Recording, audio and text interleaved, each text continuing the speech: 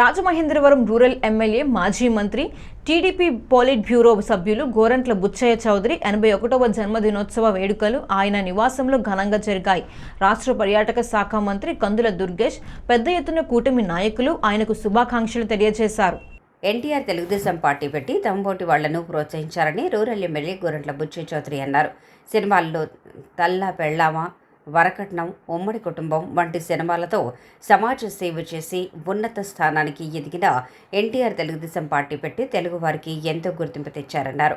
రాష్ట్రం ఎన్నో ఒడిదుడుకులు ఎదుర్కొంటున్నప్పటికీ ముఖ్యమంత్రి చంద్రబాబు ఒక పక్క సంక్షేమ కార్యక్రమాలు అమలు చేస్తూ మరోపక్క అభివృద్ధి పదంలో రాష్ట్రాన్ని తీసుకెళ్తున్నారన్నారు.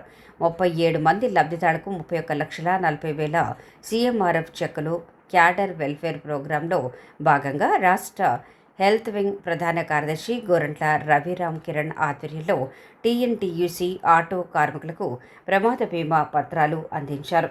హుకుంపేట జంక్షన్ డీమార్ట్ పక్కనున్న గ్రౌండ్లో గోరంట్ల జన్మదినం సందర్భంగా 3,000 మందికి చీరలు, 100 మందికి క్రికెట్ కిట్లు పంపిణీ చేశారు. రాష్ట్ర మంత్రి కందుల దుర్గేష్, జిల్లా పార్టీ అధ్యక్షులు రుడా చైర్మన్ బొడ్డు వెంకటరమణ చౌదరి, టీడీపీ రాష్ట్ర ప్రధాన కార్యదర్శి గన్ని కృష్ణ, రాజానగరం కొవ్వూరు ఎమ్మెల్యేలు బత్తుల బలరామకృష్ణ, మొప్పిడి వెంకటేశ్వరరావు, షట్టిబల్జా కార్పొరేషన్ చైర్మన్ కొడుపూడి సత్యబాబు, వివిధ కార్పొరేషన్ల చైర్మన్లు, కూటమి నాయకులు, వివిధ రంగాల ప్రముఖులు, మిత్రులు, అధికారులు విచ్చేసి అభినందనలు తెలిపారు.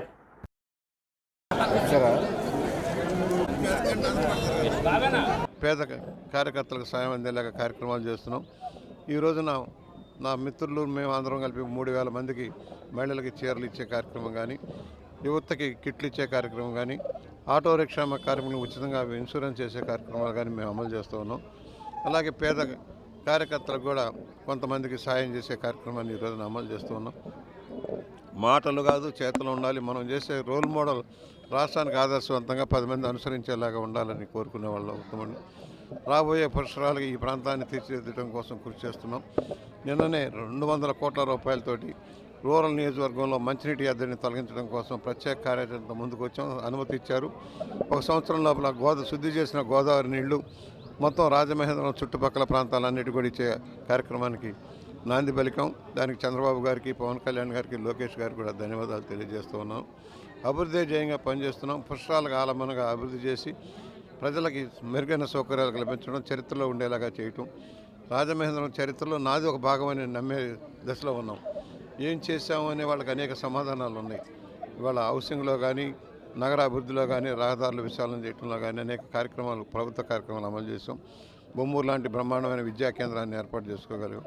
అందరికీ ధన్యవాదాలు తెలియజేస్తూ, ఇప్పటివరకు పాత్రికేయ మిత్రులు కూడా నాకు ఇస్తున్న సహకారాన్ని ధన్యవాదాలు చేస్తూ, ప్రచార ఆర్భాటం కాదు, మాటలు కాదు, మాటలను చేతల్లో చెప్పగలిగిన నిఖార్సైన రాజకీయమే ప్రజలకు సంక్షేమాన్ని అందించే విధానంలో ఉండాలని కోరుకునేవాడిని. నిజమైన ప్రజాస్వామ్యంలో పేదరిక నిర్మూలన కోసం కృషి చేయడం, పేదవారికి అండగా నిలబడటమే ప్రధాన ధ్యేయంగా ఉండాలి. దానికి నేను రామారావు గారు కానీ, అంబేద్కర్ మహాశయులు కానీ పెద్దలంతా ఇచ్చిన ఆశీర్వచనాలతో ముందుకు చదువుతున్నాం. పుచ్చలపల్లి సుందర్ గారు అంటే మహానాయుడు దగ్గర పనిచేసిన వాళ్ళం.